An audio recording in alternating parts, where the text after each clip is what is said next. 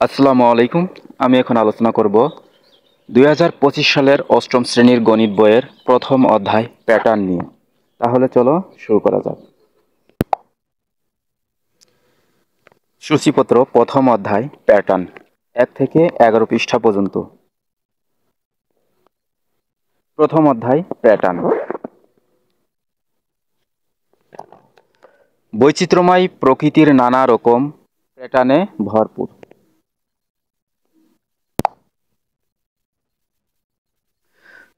প্রকৃতির এই বৈচিত্র্য আমরা গণনা ও সংখ্যার সাহায্যে উপলব্ধি করি।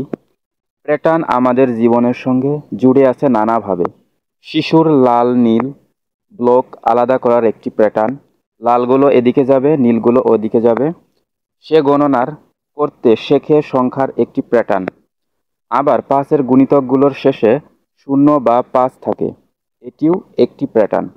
সংখ্যার প্যাটার্ন চিনতে পারা একটি গাণিতিক সমস্যার সমাধানে দক্ষতা অর্জনের গুরুত্বপূর্ণ অংশ। আবার আমাদের পোশাককে নানা রকম বাহারি নকশা, বিভিন্ন স্থাপনার গায়ে কারুকার্যময় নকশা ইত্যাদিতে জ্যামিতিক প্যাটার্ন দেখতে পাই। এ অধ্যায়ের সাংখ্যিক ও জ্যামিতিক প্যাটার্নের বিষয়ে আলোচনা করা হবে। অধ্যায় শেষে শিক্ষার্থীরা প্যাটার্ন কি তা ব্যাখ্যা করতে পারবে, রৈখিক প্যাটার্ন লিখতে ও বর্ণনা করতে পারবে, বিভিন্ন ধরনের জ্যামিতিক প্যাটার্ন লিখতে ও বর্ণনা করতে পারবে, আরোপিত শর্ত অনুযায়ী সহজ রৈখিক প্যাটার্ন লিখতে ও বর্ণনা করতে পারবে, রৈখিক প্যাটার্নকে চলকের মাধ্যমে বীজগণিতীয় রাশিমালায় প্রকাশ করতে পারবে, রৈখিক প্যাটার্নের নির্দিষ্টতম সংখ্যা বের করতে পারবে। নিচে দুইটা চিত্র দেখা যাচ্ছে, প্যাটার্নের চিত্র। প্যাটার্ন নিচের প্রথম চিত্রে টাইলসগুলো লক্ষ্য করি। এগুলো একটি প্যাটার্নে সাজানো হয়েছে। এখানে প্রতিটি আড়াআড়ি টাইলসের পাশে টাইলসটি লম্বিভাবে সাজানোর এই নিয়মটি একটি প্যাটার্ন সৃষ্টি করেছে।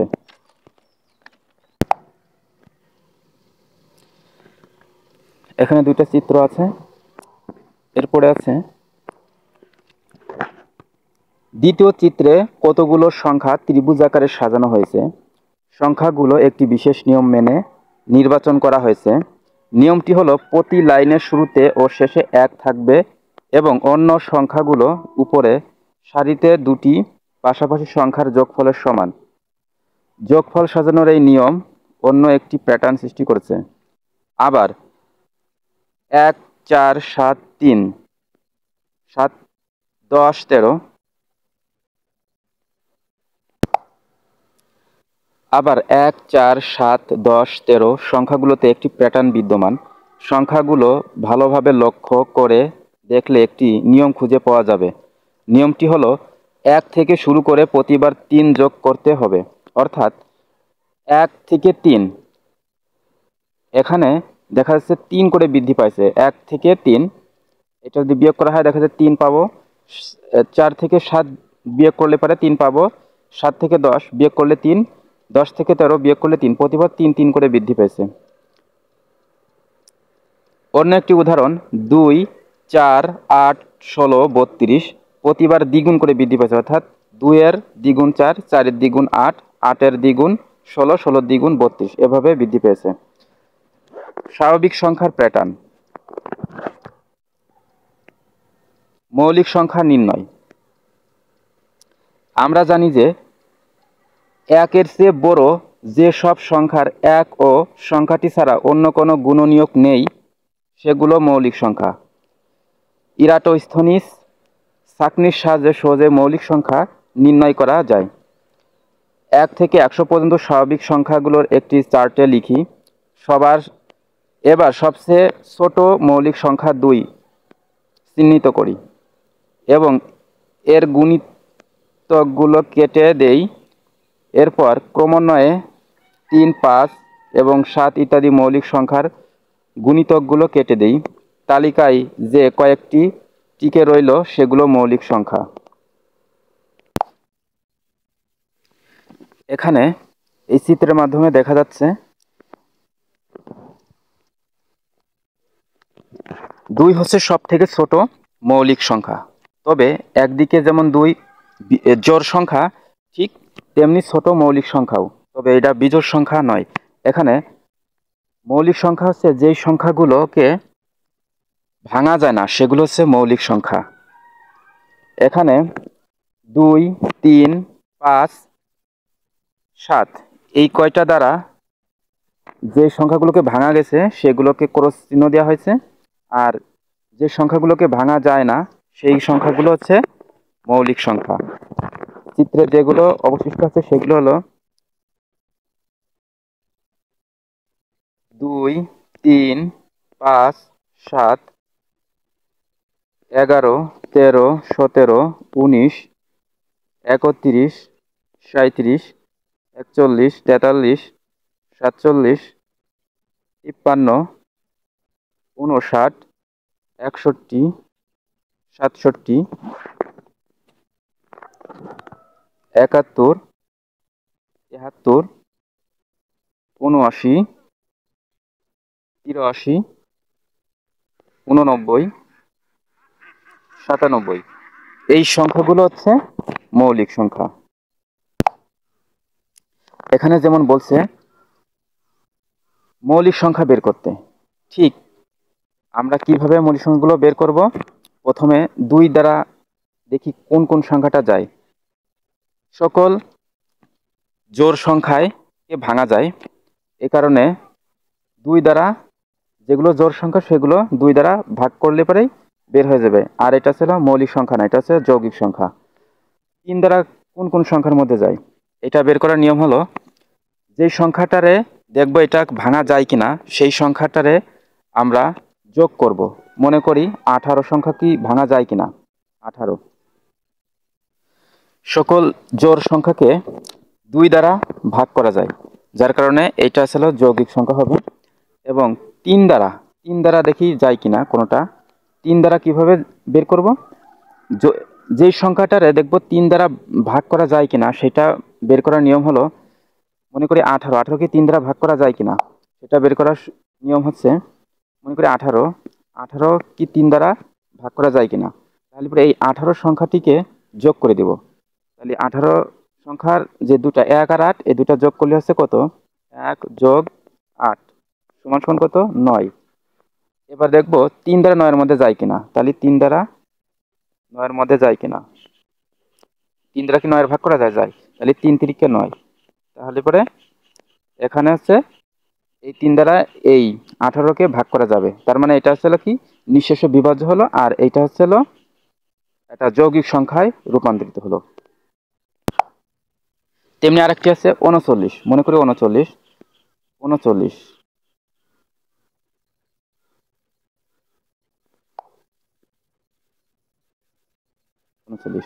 এটা কি 3 দ্বারা নিঃশেষ বিভাজ্য হয় কিনা, অর্থাৎ 3 দ্বারা কি 39 রে ভাগ করা যায় কিনা এটা এখন দেখব। তাহলে পরে 39 দুইটা সংখ্যা মিলে হচ্ছে, তাহলে পরে এটার কি করব? তাহলে 3 যোগ 9, তাহলে 9 3 কত? 12 হচ্ছে। এখন 3 দ্বারা ভাগ করব, দেখি 12 রে ভাগ করা যায় নাকি। 12, তাহলে 3 4 12। তাহলে পরে এটা কি? এটা 3 দ্বারা নিঃশেষে বিভাজ্য হবে, অর্থাৎ এভাবে প্রত্যেকটি অঙ্ক এভাবে করা যায়। যে কোনো সংখ্যার এইভাবে 3 দ্বারা ওই সংখ্যার মধ্যে যায় কিনা এটা বোঝা যাবে সহজে। এবার দেখব 5। যদি কোনো সংখ্যার শেষে 0 অথবা 5 থাকে তাহলে মনে করব সেটা 5 দ্বারা ভাগ করা যাবে, অর্থাৎ 5 দ্বারা নিঃশেষে বিভাজ্য হবে।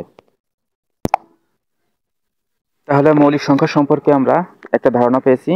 এবার আসি সংখ্যা শ্রেণী নির্দিষ্ট সংখ্যা নির্ণয়। উদাহরণ 1, সংখ্যাগুলোর পরবর্তী দুটি সংখ্যা নির্ণয় করো। 3, 10, 17, 24, 31 এর পরবর্তী দুটি সংখ্যা বের করব। তাহলে দেখি এখানে সমাধান প্রদত্ত সংখ্যাগুলো 3, 10, 17, 24, 31, অর্থাৎ 3 থেকে 10 পর্যন্ত এর পার্থক্য হচ্ছে 7। 7 থেকে 10 থেকে 17 এর পার্থক্য হচ্ছে 7। 17 থেকে 24 এর পার্থক্য হচ্ছে 7। 24 থেকে 31 এর পার্থক্য হচ্ছে 7। এখানে দেখা যাচ্ছে প্রতিবার অর্থাৎ কাছাকাছি দুটি সংখ্যার বিয়োগফল 7 অর্থাৎ 7 করে বৃদ্ধি পাচ্ছে, যার কারণে এখানে পাশাপাশি দুটি সংখ্যার পার্থক্য লক্ষ্য করি। প্রতিবার পার্থক্য 7, অতএব পরবর্তী দুটি সংখ্যা হবে যথাক্রমে 31 যোগ 7 সমান সমান 38, 38 যোগ 7 সমান সমান 45।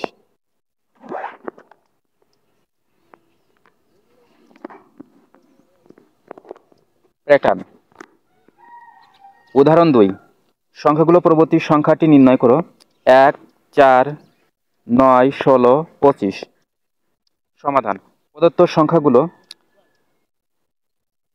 1, 4, 9, 16, 25। এখানে দেখা যাচ্ছে প্রতিবার 2 2 করে বৃদ্ধি পাইছে, পার্থক্য 2 2 করে বৃদ্ধি পাইছে। পাশাপাশি দুটি সংখ্যার পার্থক্য লক্ষ্য করি, প্রতিবার পার্থক্য 2 করে বাড়ছে, অতএব পরবর্তী সংখ্যা হবে 25 যোগ, এখানে কত 2 করে বৃদ্ধি পাচ্ছে, তাহলে 9 এর সাথে 2 যোগ করলে আছে 11, তাহলে 11 আর 25 তাহলে কত হচ্ছে 36। উদাহরণ 3, সংখ্যাগুলোর পরবর্তী সংখ্যাটি নির্ণয় করো। 1, 5, 6, 11, 17, 28। সমাধান। প্রদত্ত সংখ্যাগুলো 1, 5, 6, 11, 17, 28।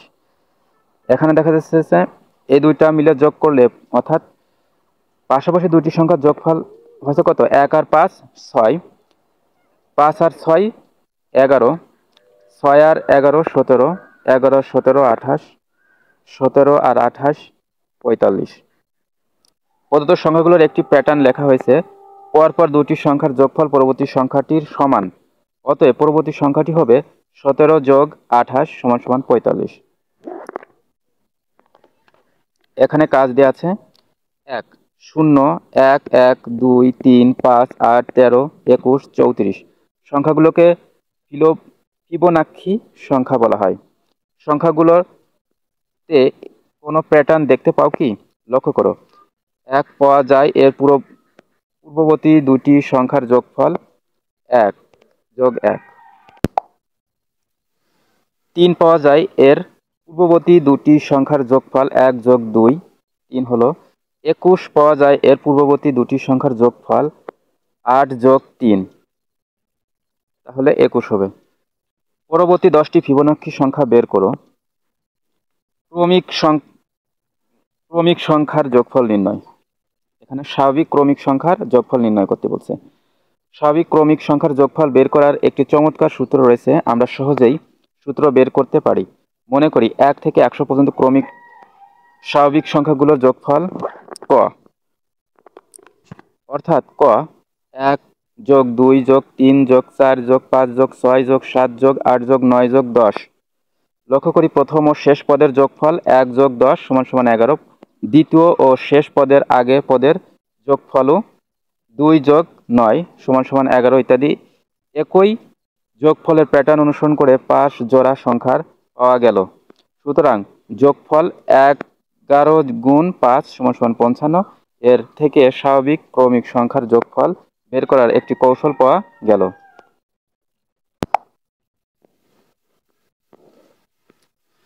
কৌশলটি হলো, প্রদত্ত যোগফলের সাথে সংখ্যাগুলোর বিপরীত ক্রমে লিখে যোগ করে পাই। যেমন এখানে আছে ক সমান সমান কত, 1 যোগ 2 যোগ 3 যোগ 4 যোগ 5 যোগ 6 যোগ 7 যোগ 8 যোগ 9 যোগ 10। এর বিপরীত ক্রমে সাজানো হয়েছে, যেমন 10 অর্থাৎ বড় থেকে ছোট, যেমন 10, 9, 8, 7, 6, 5, 4, 3, 2, 1।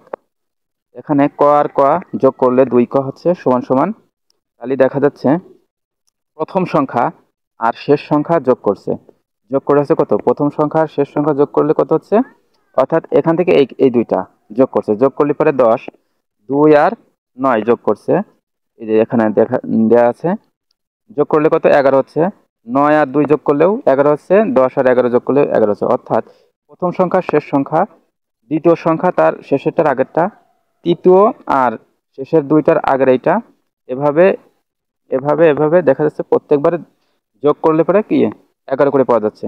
বা 2 ক সমান সমান 1 যোগ 10 ইন্টু কত আছে 10, বা সমান সমান দেওয়া আছে 1 যোগ 10 গুণ 10/2। এটা আছে আসলে একটা সূত্র। তাহলে এখানে আছে 1 আর 10 যোগ করলে আছে 11, সে 11 এখানে বসাইছে, আর এই গুণ 10 করতে 10 এখানে রেখে দিয়েছে গুণ 10 আকারে, আর নিচে যে 2 ছিল সেই 2 এখানে বসাইছে। সমান সমান উপরে আছে কত, এই 2 দ্বারা এই 10 রে ভাগ করছে অর্থাৎ কাটাকাটি করছে, তাহলে পরে কত 2 দ্বারা 10 এর মধ্যে 5 বার যায়, আর এই 5 2 দ্বারা 10 এর কাটলে পরে ছিল 5, আর এই 11 আর 5 গুণ করলে হচ্ছে 55, 11 আর 5 গুণ করলে 55 লিখে দেবে, ফলাফল 55।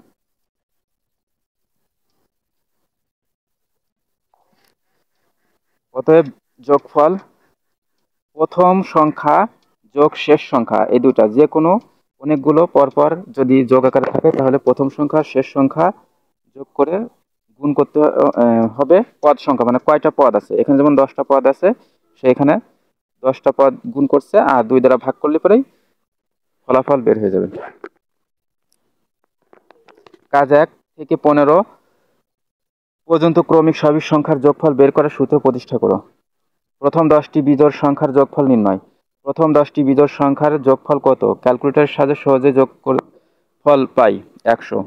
1 3 5 7 9 11 13 15 17 19 যোগ করলে 100। এভাবে প্রথম 50টি বিজোড় সংখ্যার যোগফল বের করে সহজ হবে না, বরং এ ধরনের যোগফল নির্ণয়ের জন্য কার্যকর গাণিতিক সূত্র তৈরি করি। 1 থেকে 19 পর্যন্ত বিজোড় সংখ্যাগুলো লক্ষ্য করলে দেখা যায় 1 যোগ 19 সমান সমান 20, 3 যোগ 17 20, 5 যোগ 15 20 ইত্যাদি। এরকম 5 জোড়া সংখ্যা পাওয়া যায় যাদের প্রত্যেক জোড়ার যোগফল 20। সুতরাং যোগফলগুলো 5 গুণ 20 সমান সমান 100। আমরা লক্ষ্য করি এখানে আছে পূর্ণবর্গ সংখ্যা। পূর্ণবর্গ সংখ্যা হচ্ছে কি, একই ধরনের দুইটি সংখ্যার গুণফল যেটা হবে সেটা হচ্ছে পূর্ণবর্গ সংখ্যা। যেমন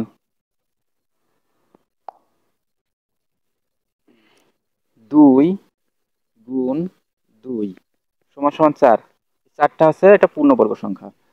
তারপরে ছিল 3 গুণ 3 সমান সমান আছে 9, 9 আছে একটা পূর্ণবর্গ সংখ্যা। 4 গুণ 4, 4 গুণ 4 এখানে কি দেখাচ্ছে 4 আর 4 গুণ করলে 16, এই 16 হচ্ছে পূর্ণবর্গ সংখ্যা। 5 গুণ 5 সমান সমান 25, তাহলে দেখা যাচ্ছে 4 9 16 25 এই সবগুলো কি পূর্ণবর্গ সংখ্যা। অর্থাৎ একই ধরনের দুইটি সংখ্যার গুণফল, একই ধরনের দুইটি সংখ্যার গুণফল যেটা হবে সেটা হচ্ছে পূর্ণবর্গ সংখ্যা।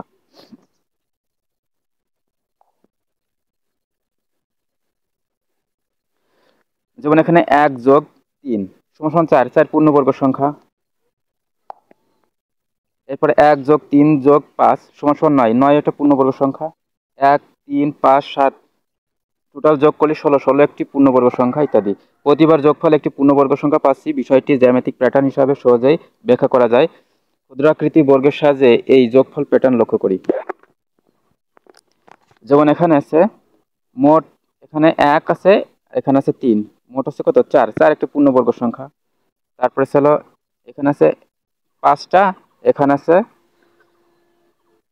কত, এই এই খোপের মধ্যে 4টা আছে আর 5টা আছে, মোট 9টা, এটা আছে পূর্ণবর্গ সংখ্যা। এখানে 7টা আছে, এখানে ছিল এই 2 খোপের মধ্যে 4টা ছিল, এখানে ছিল 5টা, আর নিচে আছে মোট টোটাল আছে কত 16, 16 একটা পূর্ণবর্গ সংখ্যা।